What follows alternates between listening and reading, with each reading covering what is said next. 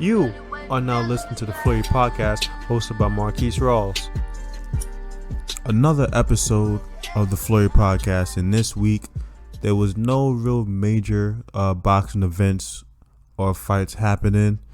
There was probably some smaller ones, like some smaller, lesser known bouts, but I didn't hear about it.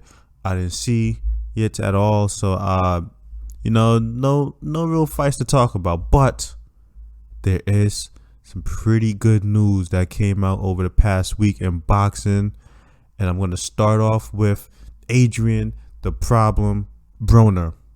If you are an avid listener of the podcast, you know I am not a fan of Broner. I used to be a fan of Broner. Used to. Keyword, used to.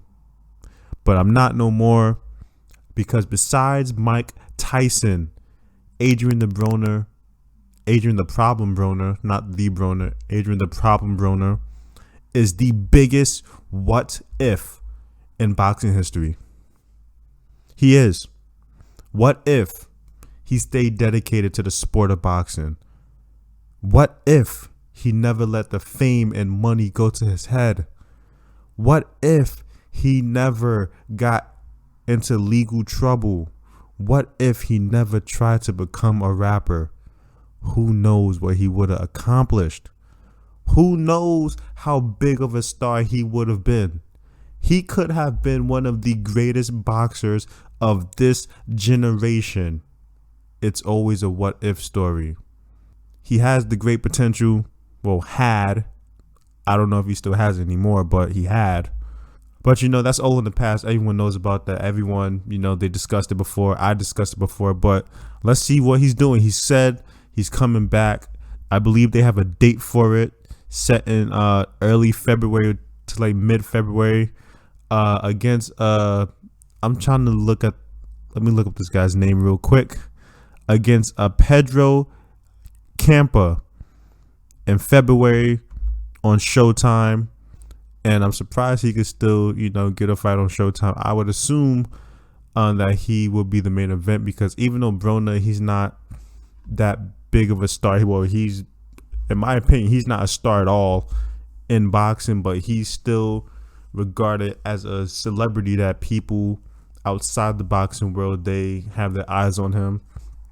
So he could possibly be the main event, and we will just see how he's gonna look. Clarissa Shields, who fantastic boxer, one of the best, in my opinion. She is the best female boxer in the world. She made a video giving thanks and praise to Adrien Broner, saying that he's doing good. He's been sober for months, that he's been working hard and training and practicing. So if I'm gonna go by the words that I hold value to from Clarissa Shields, I expect a great performance from Adrien Broner. And this guy, I don't know who this guy is. He could be a good guy. I haven't done my research on him. He could be a good fighter. But if Adrien "The Problem" Broner, if he comes prepared and lives up to the good words that Clarissa Shields have said about him, he should get the knockout. It should be one-sided. Easy money. That's how it should go. So in next news, let's see what else. I'm literally on the website Boxing News 24. If you don't use that website, it's a pretty good website. I'm not saying that it's great, but it's pretty good for keeping up with some boxing news. Let's see some other news. Vergil Ortiz versus Maurice Hooker in the works for March 27th on the Zone. That will be a fantastic fight. It will be fantastic because Maurice Hooker, he is a really good fighter, right? I believe he used to, I can't say used to because it was like literally a few months ago. He was really good at 140.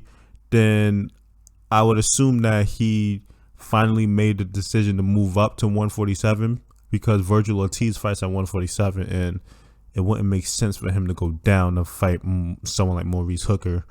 But Maurice Hooker, he's a really good fighter, and I've seen his last few fights. You know, he has a lot of tools in his arsenal. He's not top level as far as his skill set, his boxing IQ, and even his athleticism, but he's still really good competition who could give anybody a great fight.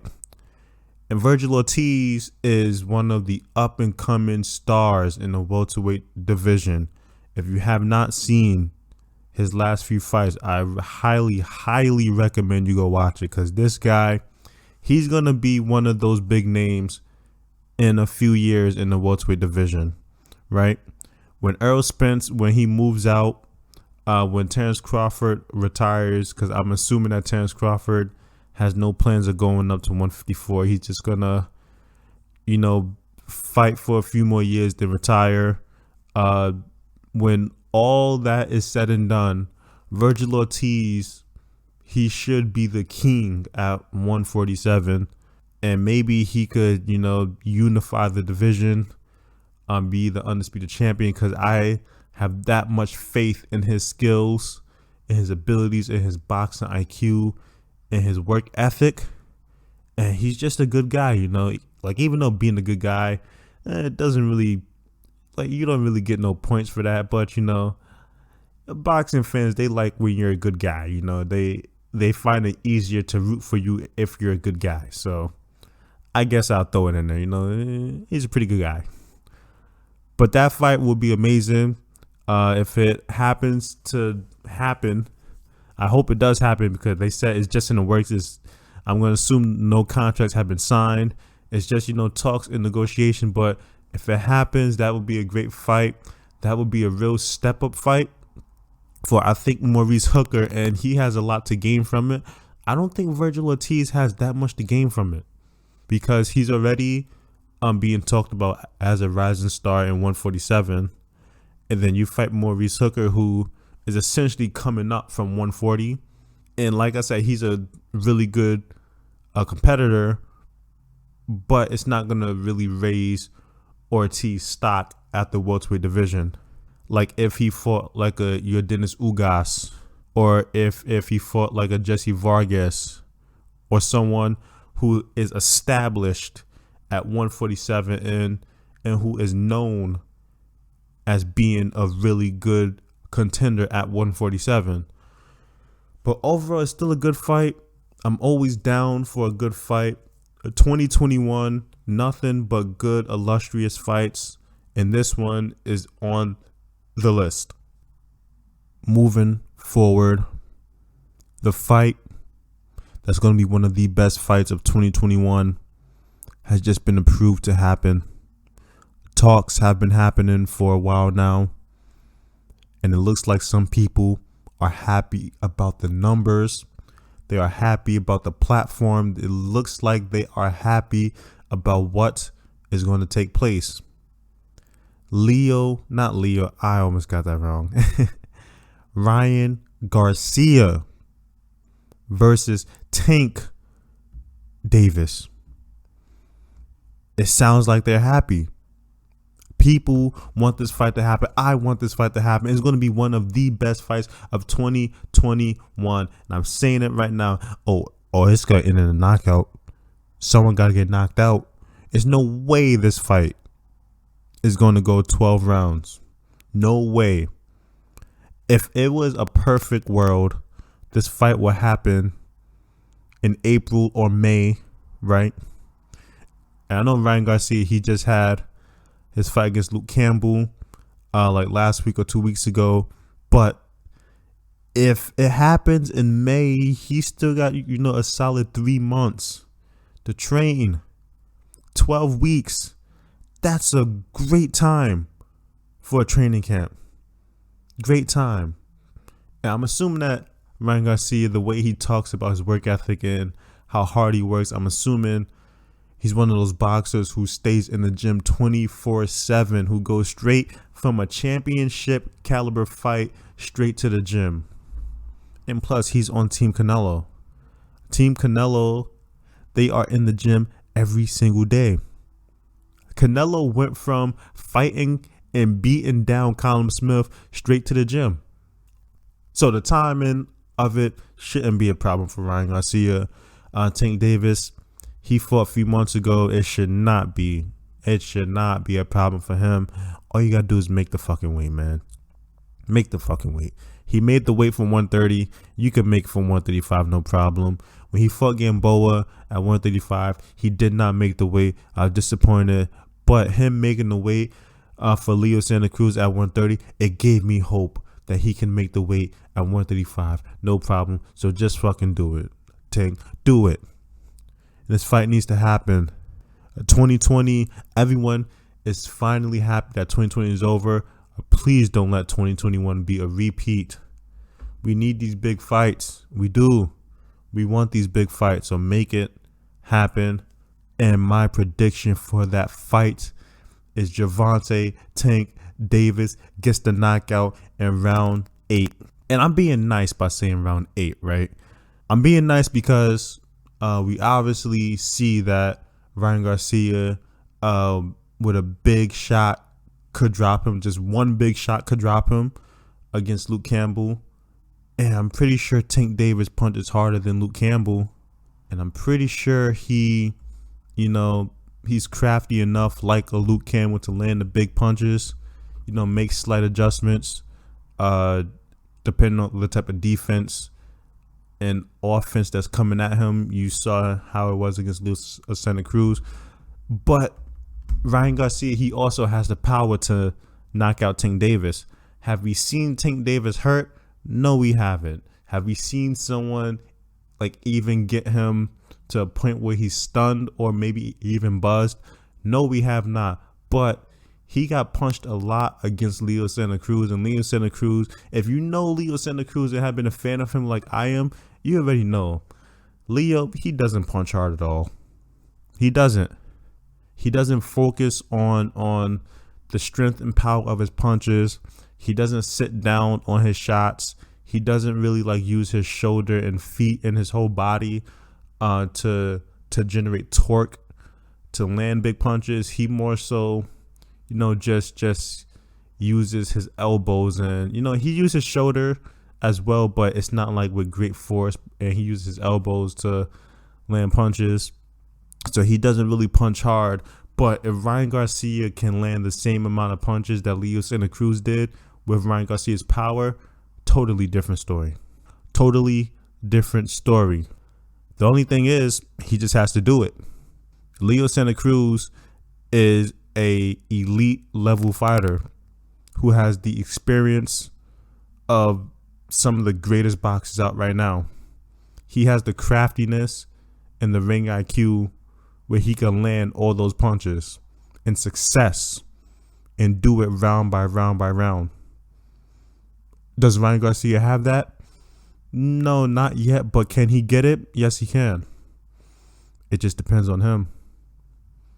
So basically, this fight is basically going to be who's going to land that big punch first. Is it going to be Gervonta Davis who lands his big punch first? Who got that explosive knockout power? Or is it going to be Ryan Garcia where he has knockout power, but I don't think it's as explosive, but he hits you with a few of those and you're going to start feeling it. You're going to go down. And when you go down, most people don't get back up from it. So all we got to do is wait and see. I'm excited for it. I can't wait for it to happen. I want it to happen so badly. I want it to happen. Make it happen. More news. Oscar De La Hoya, the CEO, I believe he's the CEO of Golden Boy, or is he just the founder or the owner? Whatever the hell he is, the Golden Boy, he wants to come out of retirement to fight Triple G, the monster Golovkin. Now, you know how you hear someone say something and it doesn't register to you the first time, so you be like, can you say it again? Or you read something and you're thinking, or maybe I switched the words up a little bit in my mind. Let me read that back again. Because when he said he wants to come out of retirement to fight Triple G, I said, come again?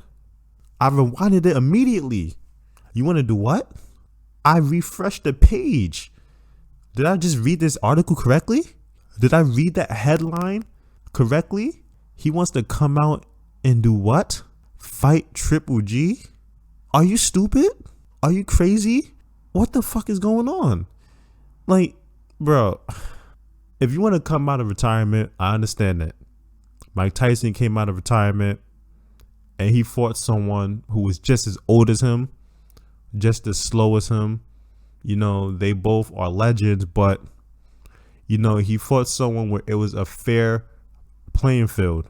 You don't come out of retirement and want to fight a guy who, you know, he may not be at the top of his game anymore, but he didn't fall that far off. Triple G did not fall that far off. He can still go into the ring today. You saw his last fight. He fought a young, good contender in his last fight, and he beat the dog shit out of him. What the fuck you think he gonna do to you, De La Hoya? Nah, this is just Oscar. He's just trolling. He has to be trolling. He has to be joking and trolling. He has to be saying this just to make some headlines, or maybe he's promoting a big fight, or maybe he just wants the attention on him for a split second so he could, you know, do some sneaky stuff behind the scenes. Like, you know, like how Donald Trump would say some things, something outlandish, but then he would like do something behind the scenes that you wouldn't be paying attention on because you're so focused on the outlandish thing he just said. I think Oscar De La Hoya, he might be doing that now, saying you want to come out and fight Triple G, but he don't really mean it. So what are you doing behind the scenes? What are you doing? What are you doing behind the scenes that you don't want people to look at? Huh? Maybe he's stopping Ryan Garcia, the new Golden Boy. Canelo, he sued Golden Boy and he's off there. So Ryan Garcia is the new Golden Boy. Maybe he is preventing Ryan Garcia, the new Golden Boy, from getting into these big major fights against Tank Davis, against Devin Haney, against Teofimo Lopez. Maybe he's the one who prevented the fight between Ryan Garcia and Linares. Yeah, I know they said Linares, I think they said he got COVID or something, but you know, you don't have COVID for no 10 fucking months. Or maybe, you know, I'm not a doctor or a scientist, so maybe he did have COVID for 10 fucking months, but you know, just looking at the standards and the average that people have it for, it's highly unlikely. Highly unlikely. So back to my question. Oscar De La Hoya, what the fuck are you doing behind the scenes that you do not want us to pay attention to? That you would come out to the media and say something so outlandish, so idiotic, with the mitigated gall to say you would come out of retirement and fight Triple G. You might as well just write your will. You might as well just write your will. You might as well write your will, pick out your casket. Pick out your casket. Matter of fact, we can have Michael Buffer read your eulogy. If you're serious about fighting Triple G, we will get Michael Buffer to read your eulogy. And at the end, he will say, let's get ready to mourn. That's what people will be doing to you if you come out and fight Triple G. And Triple G even said it himself, I'm looking to kill him if he actually does it. He didn't say it like that, you know. I'm paraphrasing, you know, for a little extra dramatics, but it's essentially what he said. He's fine with your life being lost in the ring. So Oscar, I know you're not serious about this. I know you're just trolling for attention right now. I know, I get it, I understand it. It's a pretty common tactic by public figures in society today. But at the end of the day, if you're going to troll, at least troll with something that's a little more sensible. Okay? Something where you won't lose your life over. Okay? Because as much as people do not like you, we don't want you to die in the ring.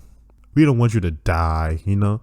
You know, we like you, you know, just a little bit. You like that annoying uncle, you know, who just won't shut the fuck up.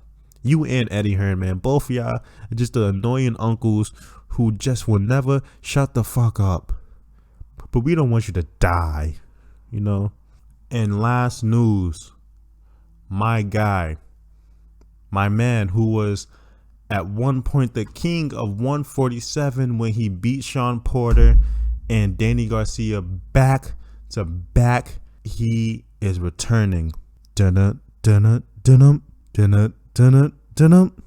Yes, it's Keith Thurman. If you didn't get who it was by the introduction I gave, it's Keith Thurman. He cut off the ponytail. He got the little Caesar going on. He said that loss against Manny Pacquiao, I need to reinvent myself. Allow me to introduce myself. My name is Keith Thurman. K to the EIT. H. The H, it didn't really rhyme, but I threw it in there anyway. But he's returning with a new hairstyle and he's ready to get back in the ring. He's hungry again because he knows that y'all been sleeping on him. Y'all forgot about him. And it's kind of his fault and not his fault because he's just been battling a bunch of injuries. He's been injured for literally 3 years straight. And he still had 2 really good fights. One against Josecito Lopez, which was a great fight despite people criticizing for him. And he had the loss against Manny Pacquiao, which was a great fight, which actually would have been a draw if he didn't get knocked down. But it was still a great fight.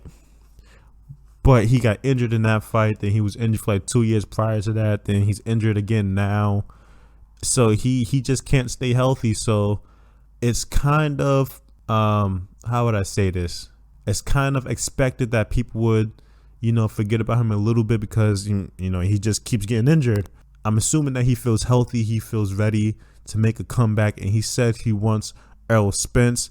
And I don't think he should take that fight. I don't think he should. But what would be a good fight for him? I'm not even going to front. If he comes back, I don't want him to fight Errol Spence or Terrence Crawford because I think that he's not ready for them just yet. If it was 4 years ago, then I would say yes, he is. But he's coming off a bunch of injuries and he's coming off a loss. So, he just got to, get back in there, slowly but surely make your way back to the perfect fighter that you once was. Well, not perfect, but, back to his peak. So I think a good fight for him would be your Dennis Ugas. That would be a good fight. He could fight Vergil Ortiz. That would be a great fight. If Vergil Ortiz don't fight Maurice Hooker, he could fight a Mikey Garcia. But Mikey Garcia, he is a high level opponent. In Mikey Garcia's last 2 fights, we realized he has an issue with his selection of punches. He has fantastic technique and timing, and he has power, and he's strong, and he has crazy ring IQ. But he's sort of conservative with his punches too. And Errol Spence sort of created a game plan to beat Mikey Garcia that I think Keith Thurman, he could try to imitate. But the only thing about it is Keith Thurman, he's kind of fragile. I've seen him get hurt multiple times in fights, so he can't take a punch like Errol Spence. So he wouldn't want to walk through that fire of taking Mike Garcia's punches or even attempting to trade with him. But it'd still be a fantastic fight. But that's just, it's just my opinion, it's my opinion. Maybe he comes out and he could get Errol Spence right off the bat. Maybe he's going to get knocked the fuck out. But, it'll still be a good fight that I will pay for, or someone will pay for it. And I'll just watch it from them. And I know some people are probably thinking maybe he should do a rematch with Danny Garcia or a Sean Porter. I don't think that would be sufficient because, one, Danny Garcia, he's the exact same fighter that he was when Keith Thurman first beat him. So it wouldn't really prove anything. But Sean Porter, he's gotten better. So I don't even know if Keith Thurman can even beat him.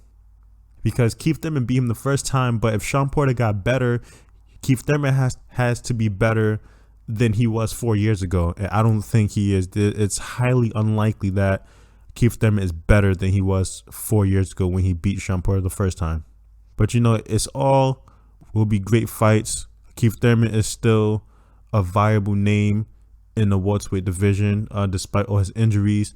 He could still come out. He's still a star in his own right, and he still has, somewhat of the power to, get a good name and a big name and a big paycheck. So we would just have to wait and see. But I hope he just doesn't make the wrong decision of wanting to get a Errol Spence or a Keith Thurman, not a Keith Terrence Crawford. Imagine him fighting himself. That'd be funny. But yeah, I hope he just doesn't make the mistake of him wanting an Errol Spence or a Terrence Crawford after he's coming off this long layoff, because it will not end well for him. It will not. But that's all it is for this podcast, for this episode. Please subscribe to the YouTube channel. Subscribe to wherever you listen to it, whether it be Spotify or Apple Podcasts. If you're listening on YouTube, please write in the comments what you think, your opinions. I always reply to every single one, and I always ask questions. I always, up for a debate. But if you have a good point, I might, switch over, but highly unlikely. So that's all. I'm done. I'm out. Peace. You were just listening to the Flurry podcast hosted by Maurice Rawls. Come back for the next episode or go back and listen to the previous ones if you haven't done so.